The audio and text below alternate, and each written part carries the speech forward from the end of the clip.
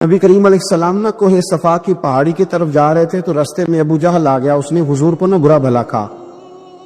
حضور خاموش ہو گئے مکمل, کوئی بات نہیں. حضور دیر تک خاموش رہے.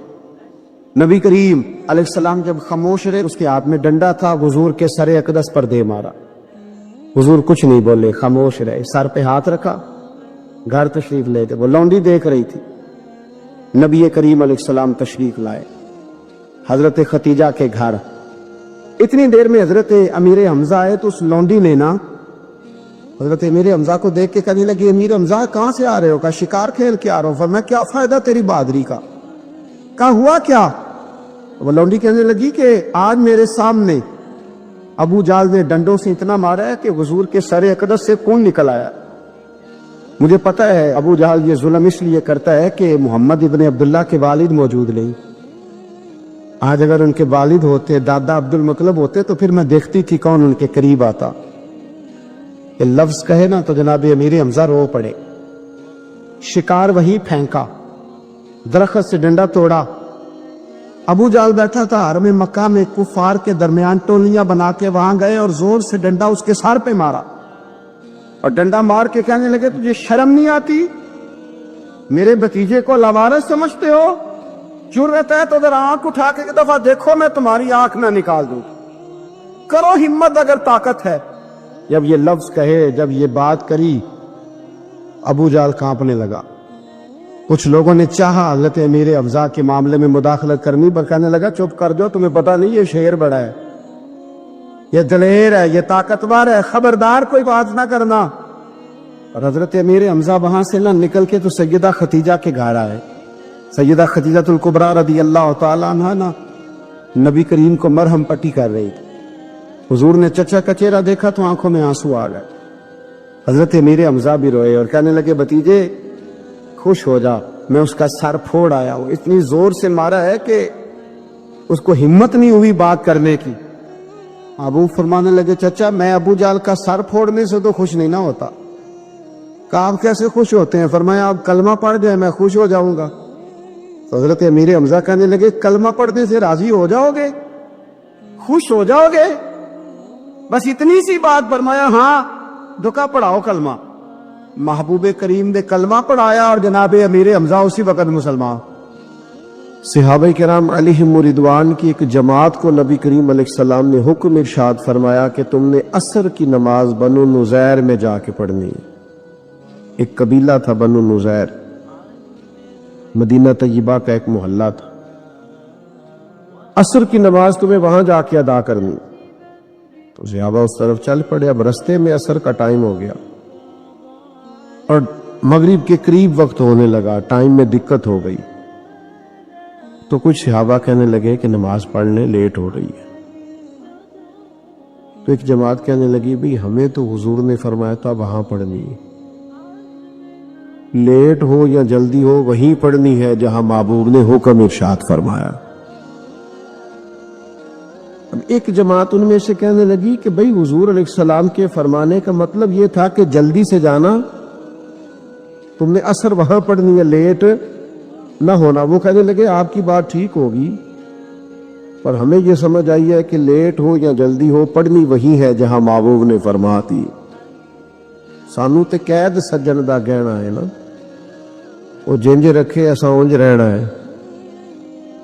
تو محبوب نے جہاں کہا وہاں جا کے پڑھنی. اب وہ اختلاف اس طرح کا ہوا کہ آدھے لوگوں نے نماز رستے میں پڑھ لی اور آدھے لوگوں نے بنو نزیر میں جا کے نماز پڑھی. دونوں نے آ کے حضور علیہ السلام کی بارگاہ میں عرض کیا کہ یا رسول اللہ اس طرح کا معاملہ ہوا ہے. تو محبوب نے کسی کو بھی برا نہیں کہا, فرمایا دونوں نے ٹھیک کیا ہے.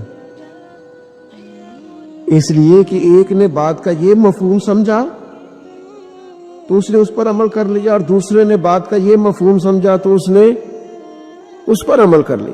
لیکن ہمارے ہاں تو کوئی گنجائش ہی نہیں بچی, کوئی گنجائش نہیں بچی. آپ نے جس کی رائے کے خلاف, اچھا مشاورت کے لیے لوگ بیٹھے ہیں, 4 5 6 لوگ بیٹھے ہیں, تو اس میں کسی نے کسی کی رائے پر رائے دے دی تو کہتے ہیں تو نے میرا ہی مشورہ رد کرنا ہوتا ہے. وہ بھئی دلیل سے بات ہو رہی ہے, آپ بھی اپنی دلیل پیش کریں, وہ بھی اپنی دلیل پیش کرتا ہے.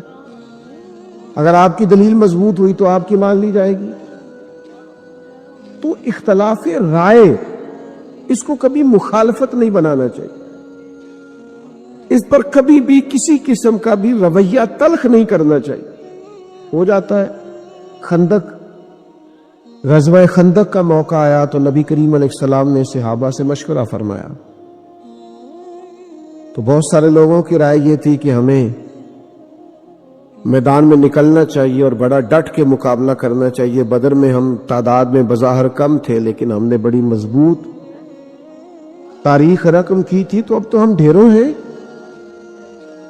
کبار صحابہ، حضرت مولا علی جیسے لوگ، سیدنا صدیق اکبر جیسے لوگ، کبار صحابہ کی رائے کچھ اور تھی. لیکن ایک فقیر صفت صحابی حضرت سلمان فارسی رضی اللہ تعالیٰ عنہ، حضرت سلمان فارسی نے عرض کی، حضور ہمارے فارس میں یہ طریقہ ہے کہ جب اس طرح کی جنگ ہو تو خندق کھودی جاتی ہے، اس میں آگ جلائی جاتی ہے. تو نبی پاک نے آج باقی سب کی رائے رہنے دی، حضرت سلمان فارسی کی بات کو قبول فرمایا.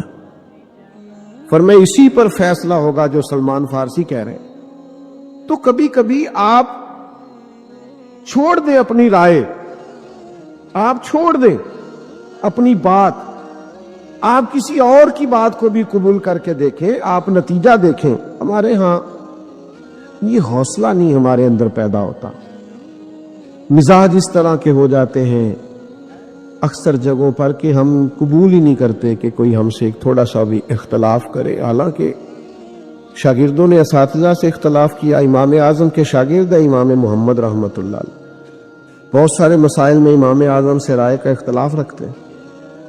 اور امام صاحب سے لوگوں نے کہا حضور وہ آپ کا شاگرد کچھ اور کہتے ہیں، آپ کچھ اور کہتے ہیں. فرمایا پڑھا لکھا آدمی ہے، دلیل سے بات کرتا ہے، کوئی حرج نہیں ہے. اتنا حوصلہ، اتنا ظرف بندے میں ہونا چاہیے. دل دریا سمندروں ڈونگے، کون دلاں دیا جانے. تھوڑا سا گنجائش پیدا کرے سینے میں، یہ ہمت ہونی چاہیے کہ کوئی رائے کا اختلاف کرے تو اسے قبول کیا جائے، اپنے دل میں سینے میں گنجائش دی جائے. اس کے لیے آپ کے پاس وسعت نظری، وسعت قلبی، وسیع ظرفی موجود. سارے سلسلے طریقت کے تربیت کرنے والے ہیں، لیکن نقشبندی بزرگ کہتے ہیں چپ کر کے، اونچا سانس نہیں لینا، بخاموشی سے ذکر کرو، مراقبہ کرو، چھٹی. چشتی مشائخ فرماتے ہیں ذرا ذکر اونچا کرو، شیطان کو بھی پتہ چلے یہاں اللہ کی یاد ہو رہی.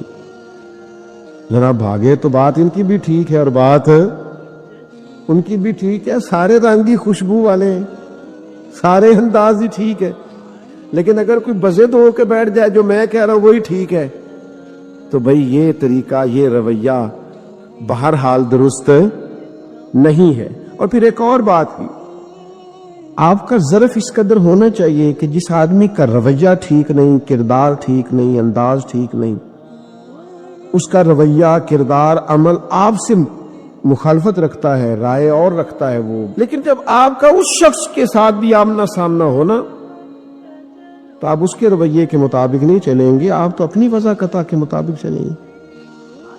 یہ آپ کے اندر دلیل کے ساتھ یہ قوت ہونی چاہیے. ترمذی میں، مشکات میں حدیث موجود ہے، سیدہ عائشہ صدیقہ رضی اللہ تعالیٰ عنہ فرماتی ہے میں نے خود حضور سے سنا ایک شخص کے بارے میں، سرکار نے فرمایا یہ اپنے قبیلے میں ٹھیک آدمی نہیں. لیکن وہی شخص جب حضور سے ملنے آیا تو رسول کریم نے اٹھ کے استقبال فرمایا اور سرکار نے اس کی تواضع بھی فرمائی، اور نبی پاک علیہ الصلوۃ والسلام نے اس کے ساتھ بڑا حسین رویہ رکھا. فرماتی ہیں جب چلے گئے وہ صاحب تو میں عرض گزار ہوئی یا رسول اللہ صلی اللہ علیہ وسلم، آپ نے تو اس کے بارے میں یہ فرمایا تھا. تو اللہ کے محبوب نے فرمایا عائشہ بدترین شخص وہ ہوتا ہے جس کی بدخلقی کی وجہ سے لوگ اسے ملنا چھوڑ دیں. چھوڑو یار، اس کو تو تمیز ہی نہیں ہے بات کرنے کی، ملاقات کرنے کی، یہ تو بندہ ٹھیک ہی نہیں. گویا حضور نے کیا بتلایا؟ فرمایا اس کا جو رویہ اس کے ساتھ ہے، پر ہمارا اخلاق تو ہمارے ساتھ ہے نا. ہم بالکل ایک مخالف رویہ رکھنے والے شخص کے ساتھ بھی وہ سلوک نہیں کریں گے جو اس کا طریقہ. ہم تو اپنے طریقے کے مطابق چلیں گے، سب کے ساتھ بات کریں گے، سب کے ساتھ مثبت طریقے کے ساتھ اس میں سلوک کریں گے. تو اختلافی رائے کی گنجائش ہونی چاہیے. ہم جس سے پیار کرتے ہیں اتنا مبالغے کے ساتھ کر لیتے ہیں کہ اس سے اختلاف ہی نہیں ہو سکتا، اور جس کی مخالفت کرتے ہیں اتنی کر بیٹھتے ہیں کہ دوبارہ کبھی صلح ہوتی ہے تو لوگ نکال کے چیزیں دکھاتے ہیں، تو تو یہ کہتا تھا اس کے بارے میں، تو تو یہ کہتا. تو بھئی آپ پہلے ہی سوچ کے کہتے. یہ بھی حدیث موجود ہے، حضور نے فرمایا کسی کی دشمنی اس حد تک نہ کرو کہ کل کو دوستی کرنی پڑے تو تمہیں پچھتاوا ہو، اور کسی سے دوستی میں اتنا مبالغہ نہ کرو کہ کل کو کہیں اختلاف ہو تو تمہارے لیے مشکل ہو. اعتدال پسندی خیر الامور اوسطھا، درمیانہ راستہ حسن ہوتا ہے. اپنی طبیعت کو، اپنے عمل کو اس طرح کا مرتب کیا جائے کہ اختلاف رائے کی گنجائش ہو، بات سنی جا سکے، بات کی جا سکے، بات کرنے کی گنجائش ہو. ایک بات پہ کبھی کبھی بڑا الجھ جاتا ہوں. میں سوچتا ہوں اللہ نے ہمارے محبوب پاک علیہ السلام کو کیسی انفرادی شان عطا فرمائی. آپ کے مخالف میں اگر کوئی خوبی پائی جاتی ہے تو آپ اسے تسلیم کیوں نہیں کرتے؟ آپ کا مخالف ہے، آپ کی جماعت سے نہیں ہے، آپ کے نظریے سے متفق نہیں، پر خوبی ہے اس میں. میں کبھی کبھی یہاں جا کے نا تو بڑا رشک محسوس کرتا ہوں. حضرت عمر فاروق رضی اللہ تعالیٰ عنہ کلمہ نہیں پڑھتے تھے، ابھی تلوار لے کے نہ گھوم رہے تھے مکے کی گلیوں میں کہ حضور کو شہید کروں گا، اور یہ ساری رپورٹس حضور کے پاس آتی تھی. ان کی لونڈی نے کلمہ پڑھا تو اتنا سخت مارا حضرت عمر نے کہ وہ بیچاری نڈھال ہو گئی، بے ہوش ہو گئی. اچھا، ایک شخص آپ کے لیے تلوار لے کے مکے کی گلیوں میں گھوم رہا ہے کہ شہید کر دوں گا، لیکن ادھر رویہ کیا ہے؟ اس کی مخالفت کا یہ معیار ہے کہ میں شہید کر دوں گا، میں قتل کر دوں گا، میں یوں کر دوں گا. لیکن یہاں رویہ یہ ہے کہ محبوب بیت اللہ شریف کا غلاف تھام کے دعا کرتے ہیں، اے اللہ عمر ابن خطاب کو اسلام کی طرف پھیر دے. میں کہا کرتا ہوں کبھی اپنے مخالف کے لیے دعا کر کے تو دیکھو، یہ بھی حضور کا طریقہ ہے، شاید وہ موافق ہو جائے. یعنی وہ گھوم رہے تلوار لے کے شہید کروں گا، اور حضور بیت اللہ کا غلاف تھام کے کہتے یا اللہ ہدایت کی توفیق عطا فرما. اللہ عمر کے ذریعے اسلام کو، اللہم اعز الاسلام بعمر ابن خطاب، اے اللہ عمر ابن خطاب کے اسلام کے ذریعے سے اسلام کو عزت عطا فرما. اس بندے کی وجہ سے باوقار ہو جائیں گی بہت ساری چیزیں، اسے لا دینی.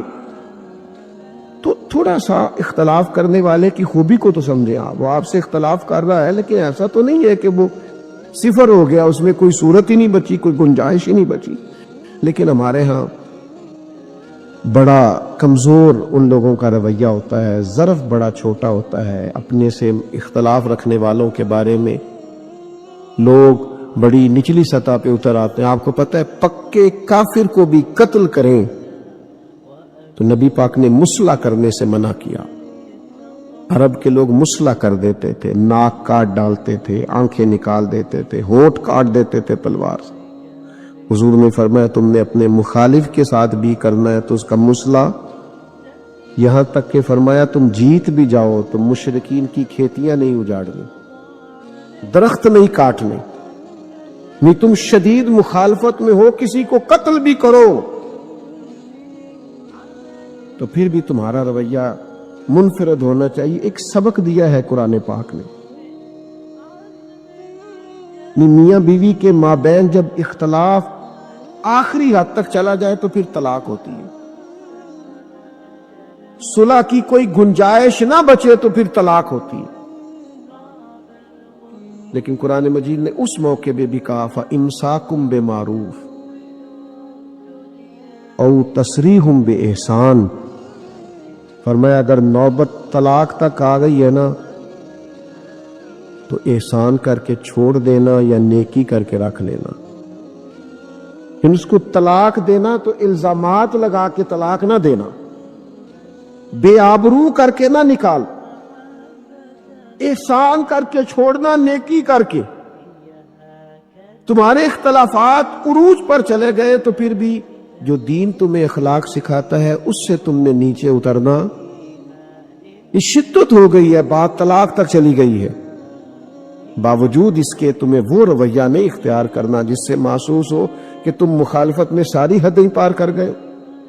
تو میرے عزیز، اختلاف کے بھی کچھ آداب ہوتے ہیں۔ وہ کسی نے کہا تھا کہ قاتل کو کوئی قتل کے آداب سکھائے، قاتل کو کوئی قتل کے آداب سکھائے، دستار کے ہوتے ہوئے سر کاٹ رہا ہے۔ او ہم تو اس طرح کے لوگ ہیں، پگڑی اتر گئی تو مر جائیں گے، تمہیں قتل کرنے کی ضرورت ہی کیوں پڑی؟ دستار کے ہوتے ہوئے سر کاٹ رہا ہے، ہم تو وزادار لوگ ہیں، اتنی سی بات سے بھی پورے طور پر ہلاک ہو جائیں گے۔ تو اختلاف رائے ضرور کریں، لیکن اس میں دلیل کی حد تک اختلاف ہو، دلیل سے آگے بات۔ دلیل کے لیے آپ دیکھیں، حضرت عمر سے اختلاف کر لیا جناب ابو ایوب انصاری نے رضی اللہ تعالی عنہ، لیکن ایک دلیل کے ساتھ، حسن کے ساتھ، خوبصورتی کے ساتھ حضرت عمر رضی اللہ تعالیٰ عنہ خطبہ جمعہ دینے کے لیے تشریف لائے۔ گزشتہ جمعے مال غنیمت میں کچھ چادریں آئی تھیں، صحابہ کے مابین ان کو تقسیم کیا گیا۔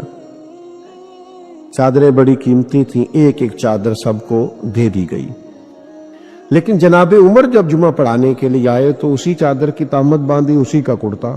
یہ دو چادریں کیسے چلی گئیں آپ کے پاس؟ تو سیدنا ابو ایوب انصاری رضی اللہ تعالیٰ عنہ اٹھ کے مجمع میں کھڑے ہو گئے، کہنے لگے امیر المومنین، آج کے دن نہ ہم آپ کی بات سنیں گے نہ فرما برداری کریں گے۔ حضرت عمر نے فرمایا وہ کیوں؟ اور یہ جناب عمر کا حوصلہ بھی دیکھیں۔ لوگ کہتے ہیں بڑے جلالی ہیں، بات ٹھیک ہے، لیکن اپنی بات آئی ہے ذات کی تو جلال کوئی نہیں، نرمی نرمی ہے، پیار ہی پیار ہے، یہ ظرف ہے۔ ان کو اپنے بارے میں سننے کا حوصلہ ہے، توانائی ہے، بولیے۔ تو انہوں نے کہا جناب جب سب کو ایک ایک چادر ملی تو آپ کو کیسے دو مل گئی؟ تو حضرت عمر فرمانے لگے میرا بیٹا جواب دے گا۔ یہ نہیں فرمایا تیری جرت کیسے ہوئی پوچھنے کی، تو کون ہوتا ہے، یہ نہیں فرمایا، بیٹا جواب دے گا۔ تو جناب عبداللہ ابن عمر ساتھ بیٹھے تھے، وہ کہنے لگے ایک چادر مجھے بھی تو ملی تھی نا۔ تو ابا جی کا کرتا بڑا پرانا ہو گیا تھا، پیوند لگنے کی جگہ نہیں تھی، میں نے اپنی والی بھی ان کو دے دی۔ اب وہ جنہوں نے اختلاف کیا تھا، اس اختلاف کی جو دلیل انہوں نے دی تھی اس کا جواب انہیں مل گیا۔ اختلاف یہ تھا کہ دوسری چادر کہاں سے آئی، جواب انہیں۔ تب انہوں نے یہ ہمارے ہاں یہ بھی حوصلہ نہیں کہ لوگوں کو جواب مل جائے تو لوگ قبول کر لیں۔ انہوں نے یہ نہیں کہا چلے ٹھیک ہے پھر وہ فلانی بات بھی آپ بتائیں، نہ، اس بات سے اختلاف ہوا تھا نا، اس کی دلیل مل گئی۔ ابو ایوب انصاری پھر اٹھے اور کہنے لگے، عرض کرنے لگے امیر المومنین خطبہ دیجئے، اب ہم آپ کی بات بھی مانیں گے اور فرما برداری بھی کریں گے، چونکہ ہمارا اختلاف دلیل کی حد تک ہے، دلیل مل گئی، بات ختم ہو گئی۔ لیکن یہاں لوگوں کو ایک سوال کا جواب مل گیا ہے، دلیل مل گئی ہے، لیکن ان کا مقصود تو مخالفت کرنا ہے، مخاصمت کرنا ہے، گروہ بندی کرنا ہے، توڑنا ہے، مزید حالات کو پیچیدہ کرنا۔ میرے عزیز بھائیوں، اپنی زندگی کے اندر وسعت قلبی پیدا کریں، آپ کے اندر یہ ظرف ہو کہ آپ اختلاف رائے کو قبول کریں، اس بات کو آپ سنیں، اس کو آپ سمجھیں، غور کریں۔ ہمارے اسلاف فرمایا کرتے تھے اپنے دشمنوں کی باتیں زیادہ غور سے سننی چاہیے، اس لیے کہ وہ تمہاری غلطیاں ڈھونڈ ڈھونڈ کے لاتے ہیں، تمہیں ٹھیک ہونے کا موقع دیتے ہیں۔ قریب رہنے والے تو کئی دفعہ خوش آمدید کر کر کے خرابی کر دیتے ہیں، سب ٹھیک ہے ماشاءاللہ، ہر آپ کی کیا بات، اس میں تو کئی دفعہ نقص واقعہ ہوتا ہے۔ لیکن آپ کا جو مخالف ہے، جو حریف ہے، جو بظاہر آپ سے اتفاق نہیں کرتا، اس کی بات زیادہ توجہ سے سنیں، انہماک سے سنیں۔ صحابہ کے مابین اختلاف ہوا، تابعین کے مابین اختلاف ہوا، پھر ائمہ اربعہ کے مابین اختلاف ہوا، لیکن حیا قائم رہی، ادب قائم رہا، ایک دوسرے کا اکرام قائم رہا، ایک دوسرے کے بارے میں لوگوں کے دلوں میں گنجائش موجود رہی۔ کہیں مخالفت نہیں ہوئی. ہر آدمی کا اپنا اپنا طریقہ ہے، اپنے حساب سے لوگ چیز کو سمجھتے ہیں، اپنے حساب سے لوگ چیز کو لیتے ہیں، اسے قبول کرنا چاہیے. لیکن ہم کیا کرتے ہیں؟ ہم کہتے ہیں جناب وہ فلاں آدمی فلاں بات میں مجھ سے مخالفت رکھتا ہے. میں اکثر چیزوں کو دیکھتا ہوں، آپ کسی کی مخالفت میں کوئی بات کر دیں نامینیٹ کر کے تو اس بات کو زیادہ عروج ملتا ہے، زیادہ سنی جاتی. لیکن اگر آپ کسی چیز کو مثبت رویے کے ساتھ لیں تو بظاہر اس کے وہ نتائج نہیں نکلتے. تو میں کہا کرتا ہوں کہ بھائی نتیجہ دیکھنا ہے یا آپ نے اللہ رسول کا حکم دیکھنا ہے؟ آپ یہ دیکھ رہے ہیں کہ وہ رزلٹ کیا نکلا اور اس کی دھوم ہو گئی فلاں بات کی، تو یہ انداز فکر اخلاقیات اس کی اجازت نہیں دیتے. چند باتیں رہ گئیں، بات کو سمیٹنے لگا ہوں. امام شافعی رحمۃ اللہ علیہ کا مذہب یہ ہے کہ وہ نماز میں رفع الیدین کرتے ہیں، آمین بھی بلند آواز سے کہتے ہیں. لیکن امام اعظم ابو حنیفہ رحمۃ اللہ علیہ جن کی ہم تقلید کرتے ہیں وہ آہستہ آمین کے قائل ہیں، رفع الیدین کے بھی قائل نہیں. لیکن لطف کی بات یہ ہے کہ امام شافعی سے کسی نے پوچھا کہ امام اعظم کے بارے میں آپ کی کیا رائے ہے، تو فرمانے لگے جس طرح سارے لوگ کسی ایک بزرگ کی اولاد ہوتے ہیں نا، اسی طرح فقہ پڑھنے والے سب کے پیشوا کا نام امام اعظم ابو حنیفہ ہے. تو جناب آپ تو یہاں ان سے اختلاف رکھتے ہیں. فرمایا اس کی میں دلیل رکھتا ہوں، لیکن امام اعظم کی توقیر، ان کا اکرام، ان کی شان، ان کا مرتبہ، ان کا تقوی، امت میں ان کا درجہ، اس کا انکار ممکن ہے؟ یعنی اتنے اختلاف کے باوجود بھی یہ وفاداری، یہ رویہ، یہ حسن، یہ خوبصورتی. تو عزیز اختلاف رائے ہو جاتا ہے، خدا را اس کو مخالفت نہ بنائے. حضرت عوف بن مالک رضی اللہ تعالیٰ عنہ وہ فرماتے میرے گھر میں بڑی غربت آ گئی، اور ساتھ یہ ہوا کہ میرا بیٹا بھی کفار نے قید کر لیا. تو میں بڑا پریشان ہو کے حضور کی بارگاہ میں حاضر ہوا. یا رسول اللہ صلی اللہ تعالی علیہ وسلم، ایک تو غربت، اوپر سے بیٹا بھی قید کر لیا گیا ہے. کئی دفعہ نا دکھ آتے ہیں تو سارے کٹھے ہی آ جاتے ہیں، پریشانیاں آتی ہیں تو ساری کٹھی آ جاتی ہیں. تو عرض کرنے لگے یا رسول اللہ صلی اللہ تعالی علیہ وسلم، ایک تو غریبی ہے، حالات ایسے ہیں، اوپر سے بیٹے کو کفار نے اغوا کر لیا. تو اللہ کے حبیب نے فرمایا اللہ پہ بھروسہ کرو اور تسبیح پڑھو. پیارے بھائی میری طرف دیکھو، چھوڑ دو یہ کام آپ، اللہ تعالیٰ آپ کو سلامت رکھے. یہ دینی محفل ہے، کوئی سیاسی جلسہ ہے، اس کے آداب کا خیال فرمائے. اللہ تعالیٰ آپ کو ڈھیروں برکتیں دے، سلامتیاں عطا کر، ہمیشہ خوش رکھے. اس میں تو ایک فوٹو بھی نہ بنے گی تو پھر بھی گزارا ہوگا. اور ویسے بھی کچھ تصویریں رہنے دیں، کچھ ریکارڈ قیامت کے دن کے لیے بھی محفوظ رہنے دیں تاکہ اس کا اجر ملے. اللہ تعالیٰ آپ کو سلامتی عطا کرے. بیمار ہوں، تھوڑی دیر کے لیے آیا ہوں، میری بات سن لیں، پھر انشاءاللہ آپ ادھر ہی ہیں، ایک دوسرے کی تصویریں رج رج کے کھینچیے گا. عزیز دوست غور فرمائیے جو عرض کر رہا ہوں. حبیب پاک صلی اللہ تعالی علیہ وسلم نے فرمایا کہ گھر جاؤ، اللہ پہ بھروسہ کرو اور لا حول شریف پڑھو، لا حول ولا قوت الا باللہ العلی العظیم. اس تسبیح کو پڑھو. فرماتے میں اور میری بیوی نے پڑھنا شروع کیا، اللہ کی ذات پہ بھروسہ اور اس تسبیح کو پڑھو. فرماتے ہم پڑھ رہے تھے، بھروسہ اللہ پہ تھا.